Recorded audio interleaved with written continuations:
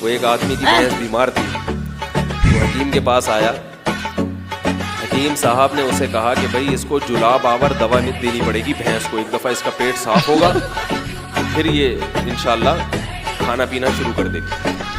تو اس نے کہا یہ جلاب تو جمال گوٹا, تو عام آدمی کو آدھا بھی جمال گوٹا کھائے تو اس کو بہت زیادہ موشن ہو جاتا ہے, تو بھینس کے لیے تو اچھے خاصے جمال گوٹے چاہیے نا.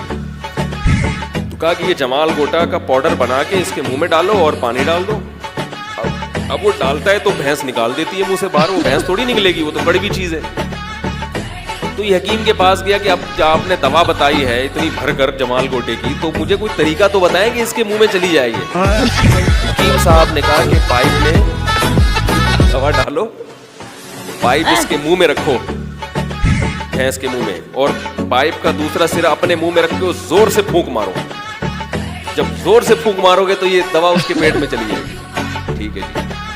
کئی دن گزر گئے, اس بندے کی کوئی رپورٹ ہی نہیں آ رہی کہ بھائی بھینس زندہ ہے مر گئی ہے کیا ہوا ہے. حکیم صاحب گئے, حکیم صاحب نے کہا اس کی بھینس کی عیادت کرتے ہیں جا کے. پوچھا قبلہ حکیم صاحب نے بھائی وہ بندہ کہا, انہوں نے کہا حکیم صاحب وہ تو بس اس کے تو آخری سانسیں چل رہی ہیں.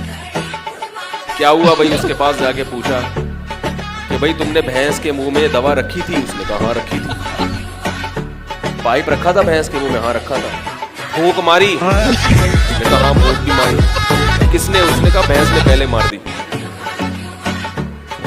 پھونک جو تھی وہ بھینس نے پہلے مار دی, وہ ساری دوا اس کے پیٹ میں چلی. تو کسی سے لڑنے کے لیے نا پہلے یہ دیکھا کرو کہ لینے کے دینے نہ پڑ جائے, اپنی اوقات دیکھ